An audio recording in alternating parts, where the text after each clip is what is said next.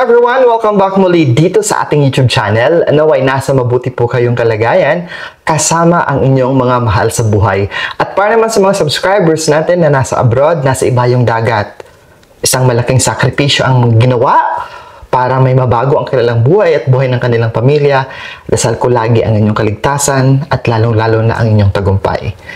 Sa vlog nating ito, alam ko isa ito sa mga hinihintay ninyo. Ibabahagi ko ngayon kung ano-ano ang mga patok na negosyo sa 2025 gamit ang maliit na puhunan. Kaya panoorin at tapusin nyo ito. Kapulutan ng kaalaman para sa gagawin yung diskarte sa darating na bagong taon.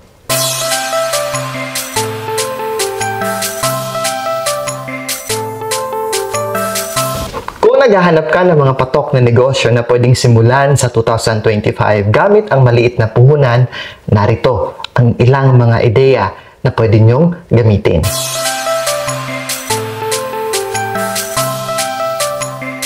Una na dyan, ang sari-sari store na negosyo. Isa sa mga pinakamadaling simulan na negosyo kung saan pwede kang magbenta ng iba't ibang produkto tulad ng bigas, gulay, prutas at marami pang iba.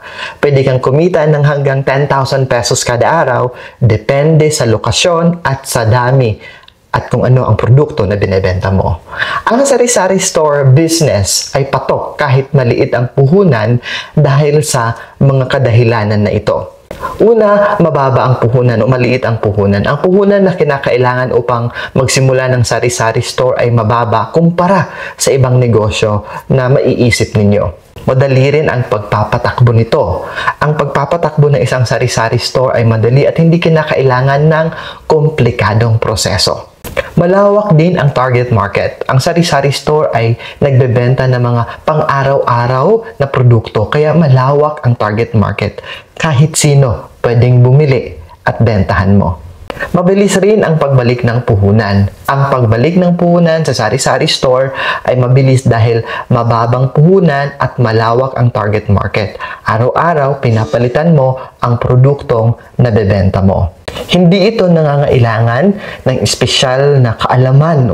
Kailangan graduate ka ng 4 years degree na kurso. Hindi kailangan ng mga espesyal na kasanayan upang magkaroon ka ng kapasidad or the capacity and the rights na magtayo ng sari-sari store. Sunod na rason o dahilan ay ang pwedeng magbenta ng mga lokal na produkto. Ang sari-sari store ay pwedeng magbenta ng mga lokal na produkto, kaya makakatulong ka sa mga magsasaka at mga lokal na naghahanap buhay din tulad mo. Sa kalaunan, kung magiging malakas ang sari-sari store business mo, maaari kang mag-expand. Maaari mo itong i-expand sa iba't ibang lugar kung saan ito'y kinakailangan. Hindi rin nangangailangan ang sari-sari store ng mga komplikadong dokumento. Kailangan mo lang na mag-comply sa mga government requirements para maging legal at lehitimo. Maging legal at lehitimo ang negosyo mo. Pwede ka rin makapagbigay ng trabaho. Ang sari-sari store business ay pwedeng magbigay ng trabaho sa mga kaibigan, kakilala mo na nangangailangan ng trabaho na pwedeng tumulong sa iyo habang lumalago ang sari-sari store business mo. Nakakatulong din ito sa community natin. Ang sari-sari store ay nakakatulong sa bawat komunidad dahil sa pagbibigay ng pang-araw-araw na produkto na hindi na nila kailangan na bumiyahe pa sa malayo at malalaking syudad. Kung gusto mong magtayo ng sari-sari store, narito ang iilang hakbang na pwede mong sundin. Una, mahalaga na piliin mo ang iyong lokasyon. Pwedeng sa bahay mo, of course, make sure that your house is located on a strategic location. Pagplano ng mga produkto na ibebenta, mag-ayos ng mga permits o dokumento, at magtayo ng mga display cabinet and display rack. And of course, makakapagsimula ka ng magbenta ng mga produkto mo. Tandaan na ang sari-sari store business ay nangangailangan ng pagpaplano at mga estratehiya upang umunlad. Kailangan ang benta mo, hindi mo isusugal, hindi mo gagamitin sa ibang mga dahilan.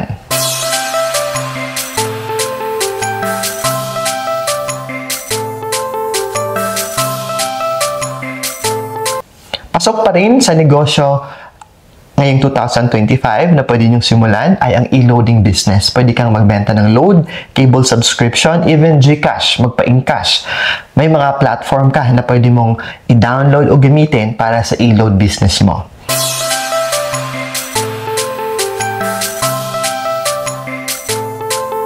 Kasama na dyan ang bills payment business. Pwede kang tumanggap ng mga bayad ng bills tulad ng tubig o kuryente. At mayroon din mga online platform na kailangan nyo mag-subscribe at kailangan nyo i-upload at aralin para simulan ang business na nabanggit ko.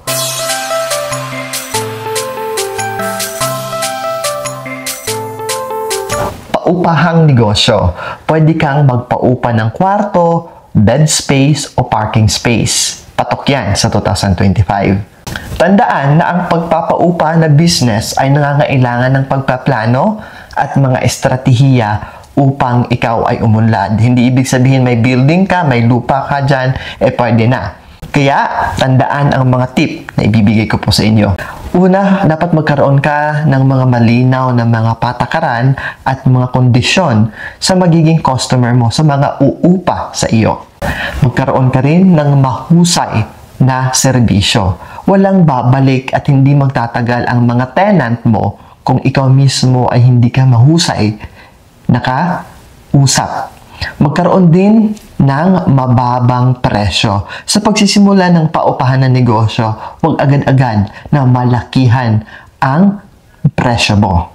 Mahalaga rin ang pagkakaroon ng mga malinis at ligtas na kwarto, malinis at ligtas na bed spaces o mga parking spaces. Mahalaga ang pagkakaroon ng mabuting relasyon sa mga customer.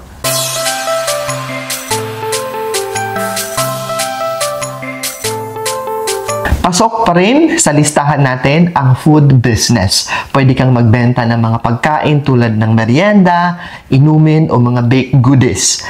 May mga platform na rin na tutulong sa iyo para mas makabenta ng marami tulad ng Foodpanda at GrabFood na pwede mong gamitin upang makapagsimula at maging malawak ang distribution system mo ng food business. Ang food business ay patok na negosyo sa 2025 dahil sa mga sumusunod na dahilan. Isa na dito ay ang paglaki ng demand sa functional food. Ang mga consumer ay naghahanap ng mga produkto na may mga espesyal na benepisyo pagdating sa kalusugan tulad ng mga pagkain na may probiotics, pagkain na may mga antioxidant, at marami pa.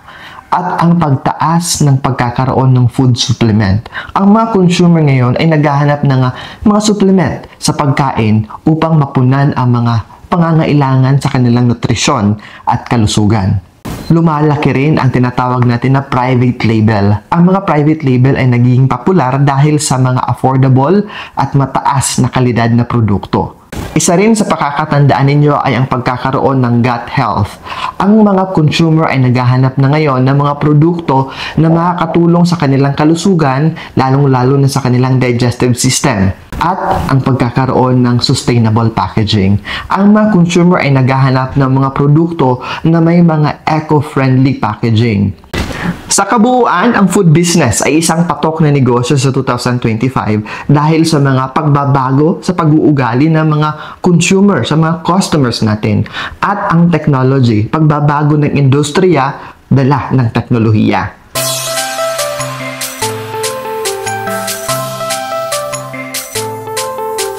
Pasok pa rin ang online selling business. Pwede kang magbenta ng mga produkto online tulad ng ukay-ukay, mga health and wellness product, mga fashion and accessories na mga produkto, even mga gadgets and accessories na mga gadgets. Kung naghahanap ka ng mga patok na produkto para ibenta sa online selling ngayong 2025, bibigyan kita ng karagdagang ideya. Kasama sa patok pa rin ay ang mga beauty at skincare na mga product. Ang mga produkto para sa pag-aalaga ng balat ay patok ngayon dahil sa maraming tao ang nag-iingat ng kanilang hitsura at kalusugan. Ang mga electronics at gadgets, ang mga bagong teknolohiya at gadgets ay laging pinapaboran ng mga consumer. Kaya't ito'y isang magandang opportunity para sa mga online seller. Kalusugan at wellness product. Dahil sa pagtaas ng mga health-conscious na tao dulot ng pandemic, ang mga produkto para sa kalusugan at wellness ay popular na rin. Ang mga produktong para sa mga hayop, mga alaga natin, ang mga produkto para sa mga hayop tulad ng pagkain, mga laruan, ng mga dogs at mga puppies natin, and even the cats, ay patok pa rin ngayon. Kasama na dito ay ang mga sustainable at eco-friendly products. Ang mga produkto na napangangalaga ng kalikasan at hindi nakakalason ay naging popular din dahil sa pagtaas ng mga eco-friendly conscious na mga tao. Kasama pa rin ang mga pagkain at inumin. Ang mga online food business ay patok ngayon lalo na sa mga lugar na may mga limitadong pagpipilian. Mga produktong pangbahay. Ang mga produktong para sa bahay tulad ng mga muebles, dekorasyon, ay patok pa rin sa online selling. Mga digital products. Ang mga digital products tulad ng mga e-book at mga online courses ay popular din dahil sa pagtaas ng mga online learners ngayon. Mga produktong pambata. Ang mga produkto para sa mga bata tulad ng mga laruan, mga damit, ay patok pa rin na pwede niyong ibenta online. Mga produktong pang-artist, mga skill-based na mga produkto. Ang mga produkto para sa mga artist tulad ng mga pintura, mga art materials, ay popular na rin sa 2025. Mga produktong pang-fashion. Ang mga produkto para sa fashion tulad ng mga damit, mga accessories, ay pwede niyong ibenta online.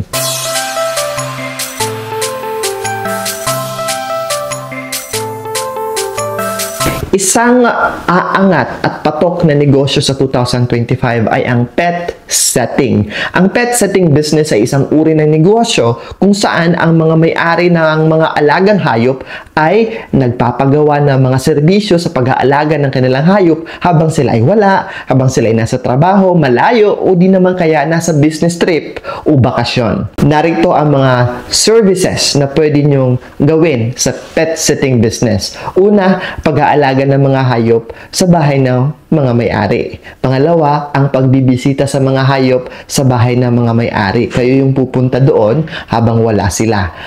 Pagpapakain at pagpapainom ng vitamins ng mga alaga nilang hayop. Pagpapaligo at pagpapaganda o the grooming. Pagpapaligo at pagpapaganda, pagpuputol ng kuko. Kasama na yan. Paggagamot ng mga hayop.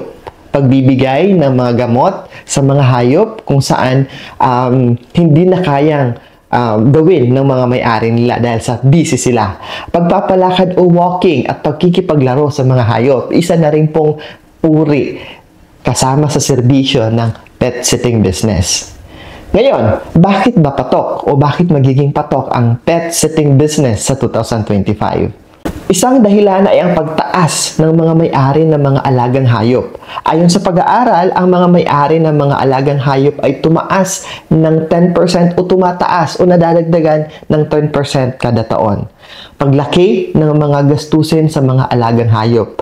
Ang mga may-ari ng mga alagang hayop ay gumagastos ng hindi bababa ng 5,000 pesos kada buwan para sa pangangailangan ng kanilang mga alagang hayop. Isa sa pinakamalaking dahilan ay ang pagkakaroon ng mga busy na mga may-ari. Ang mga may-ari ng mga alagang hayop ay madalas busy sa trabaho at hindi makapag-alaga sa kanilang mga hayop. Isa pa sa mga dahilan ay ang pagkakaroon ng mga hayop na nangangailangan ng espesyal na pag-aalaga.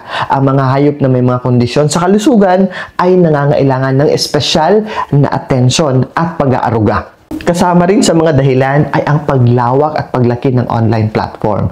Ang mga online platform tulad ng Facebook, Instagram at Twitter ay nagpapadali sa mga pet sitter na makipag-ugnayan sa mga may-ari o mga target customer nila. Ano ang mga benepisyo ng pet sitting business? Una na dyan, mababa ang puhunan.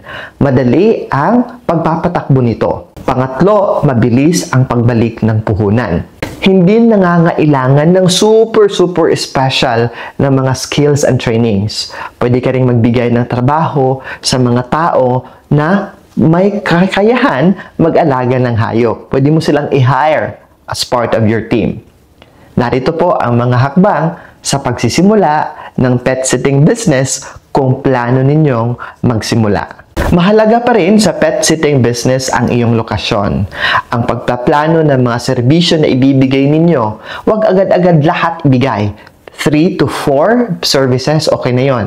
Mag-ayos ng mga permits at dokumento. Always po, maging legal tayo sa negosyo. Magtayo ng signages, okay? At, of course, mag-build ng online audience at community para ma-reach out natin ang mga client natin.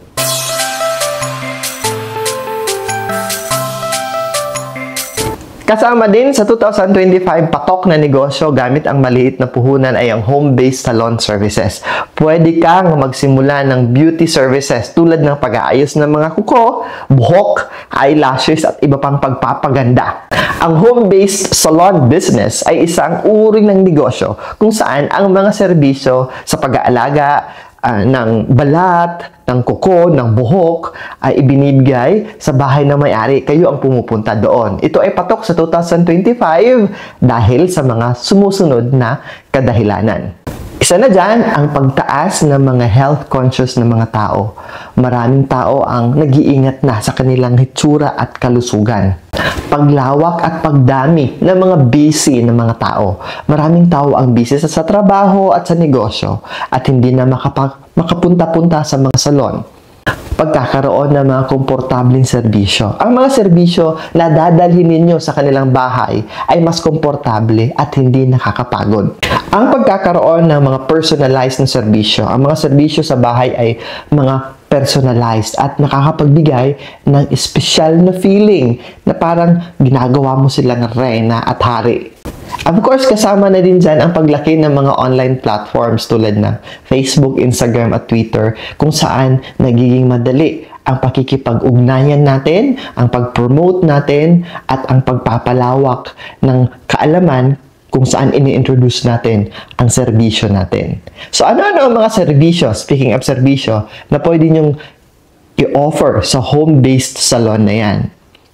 Nangunguna dyan ang pag-aayos ng buhok. Kasama na dyan yung mga ribbon, mga treatment, at marami pang iba. Paggugupit, pag-aayos ng kuko, manicure, pedicure, of course, pangangalaga ng balat, the body scrub, massage, pag-aayos ng kilay, pag-aayos ng mga lashes, pagpapaganda ng mga labi, di ba? Mayroong mga enhancement na ginagamit sa mga labi. Pagpapaganda ng mga paa. Ano ang mga benepisyo ng mga home-based salon business? Isa na dyan ay ang mababang puhunan. Instead of renting a space, so hindi ka na mag-renta ng space dahil kayo na ang pumupunta sa customer ninyo. Madali rin ang magpatakbo nito at mabilis ang pagbalik ng puhunan. Kailangan mo lang ng mga skilled people na tutulong sa iyo na maibigay ang serbisyo na kinakailangan. Kaya pwede kang makapagbigay ng trabaho sa mga taong nag-aral ng mga TESDA sa hairdressing, nail care services, body massage, at marami pang iba. Narito naman ang mga hakbang upang makapagsimula ka ng home-based salon business mo. Una dyan, piliin ang mga serbisyong ibibigay. Piliin ang mga tao na i-hire mo. Magplano ng serbisyo batay sa mga available na skilled people na mayroon ka. Ayusin din ang mga permits at documents mo. Lalong-lalo na uso ngayon yung mga bogus at scammer, baka hindi kayo papasukin sa mga private residences. Yun. At of course, magkaroon ng klaro na social media platform na tumutugon sa mga katanungan ng mga customer. Tandaan na ang home business salon ay nangangailangan ng pagpaplano at estratehiya upang umunlad.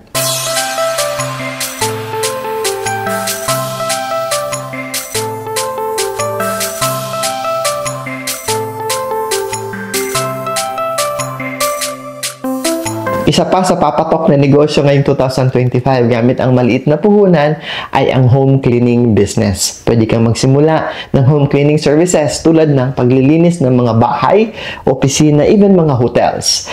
Ang pagsisimula ng home cleaning services ay isang magandang negosyo na maaring simulan gamit ang maliit na puhunan. Narito po ang mga hakbang na kinakailangan para masimulan ninyo ang home cleaning business. Unang-una, piliin ang lokasyon at target market. Target mo ba ay mga hotel, mga opisina, o mga private residences? Pangalawa, magplano ng mga serbisyo na ibibigay. Halimbawa, general cleaning services, deep cleaning, move-in and move-out cleaning services. Yun. Mag-ayos ng mga permit at dokumento, business permits, tax identification number, at marami pang iba. Always gawing legal ang negosyo. At magtayo ng signage, ihanda ang mga marketing collaterals, gumawa ng social media platform para mas malawak ang maabot at marami ang makaalam tungkol sa business mo. Narito naman ang mga kakailanganing puhunan. Halimbawa lang ito kung magsisimula kayo ng home cleaning business. Mga equipment tulad ng vacuum cleaner, mop, cleaning solutions from 5,000 to 10,000 pesos. Mga uniforme at ID ng mga tauhan mo. Ito ay mga nakakahalaga from 1,000 to 2,000 pesos. Permits and documents, maaari kang gumasto from 1,000 to 5,000 pesos. Marketing and advertising, maaari kang gumastos ng 2,000 to 5,000 pesos. Mga iba pang mga gastos o miscellaneous tulad ng transportation and other utilities from 2,000 pesos to 3,000 pesos. Maaari kang mga ilangan ng kabuuan na 25,000 pesos to 30,000 pesos bilang panimulang puhunan. Narito naman ang mga karagdagang tip para sa mga gustong magsimula ng home cleaning business.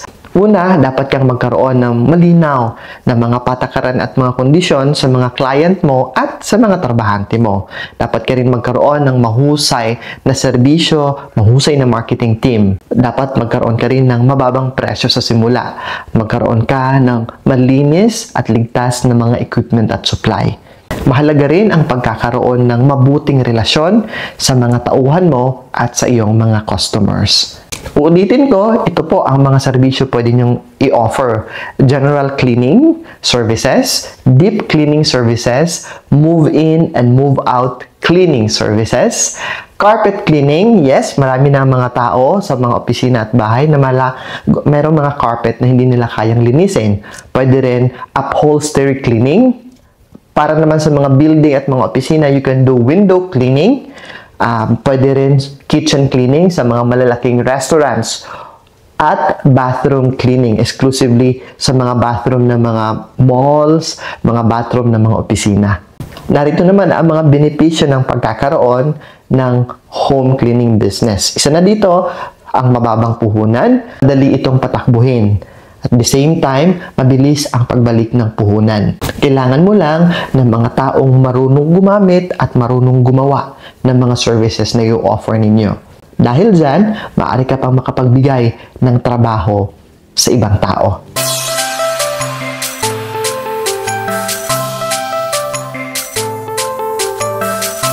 Panghuli sa listahan natin ay ang arts and craft na business. Pwede kang magbenta ng mga produkto tulad ng mga customized na t-shirts, mga souvenirs at mga personalized na mga items. Ang mga arts and craft na business ay mga uri ng negosyo na nagbibigay ng mga produkto na may kinalaman sa sining at kagalingan. Narito ang mga halimbawa ng mga arts and craft na mga businesses na pwede nyong simulan. Isa na dyan ay ang paggawa ng mga handmade na damit and accessories, paglikha ng mga visual arts tulad ng mga paintings, ng mga drawings, mga sculptures, pagbuo ng mga dekorasyon para sa bahay tulad ng mga vase, lamp at iba pang mga dekorasyon, seasonal, flower arrangement, pag-setup ng Christmas decor, paglikha o paggawa ng mga jewelries, mga abubuts at mga accessories, pagbuo, pag-assemble o paggawa ng mga bag at wallet, paglikha ng mga laruan at mga puzzles, paggawa at pagbuo ng mga frames at mga picture frames. May ibang frame na for certificates and awards, paglikha ng mga postcards at mga notepads. Narito po ang mga hakbang para makapagsimula kayo. Piliin ang uri ng arts and craft na gusto mong gawin. Magplano ng mga produktong ibibigay. Uulitin ko, maging legal, kaya ayusin ang inyong mga permits at document. Kailangan, tukuyin mo muna sa sarili mo, saan ka magaling, kasi yon ang i-apply mo sa art and craft business mo. O di naman kaya, makipagsosyo ka sa mga kaibigan mo na marunong. Kaya kung gusto mong mag-umpisa ng iyong sariling negosyo sa 2025, huwag kang mag-atubiling simulan ang iyong paglalakbay sa mga patok na negosyo na ito. Mag-ingat, magplano at magpatupad ng iyong mga ideya at siguraduhin makakamit mo ang iyong mga pangarap. Mabuhay ang mga small and micro entrepreneurs. Mabuhay ang mga Pilipinong negosyante. At yan po ang mga patok na negosyo sa 2025 gamit ang maliit na puhunan. Abangan ang iba pang mga gabay at iba pang mga kaabang-abang na contents dito sa YouTube channel na ito. Paalala lamang na ang lahat ng mga nabanggit dito ay pawang gabay lamang. Wala namang mawawala kung ito ay iyong gagawin, ito ang magiging karagdagang proteksyon at magiging karagdagang kaalaman. Basta samahan natin ng dasal, mabuting gawa at sariling sikap, mas lalo tayong ulanin, hindi lamang swerte, pagkos ng overflowing blessings. Higit sa lahat, para maging matiwasay, ligtas at punong-puno ng grasya ang buhay, importante ang pagkakaroon ng positibong isipan, positibong pananaw at positibong disposisyon sa buhay. Muli, maraming salamat sa inyong patuloy na panunood, patuloy na pagtangkilig at lalong-lalo na sa inyong patuloy na pagmamahal. Hanggang sa muli, ingat po kayo always. Love you all.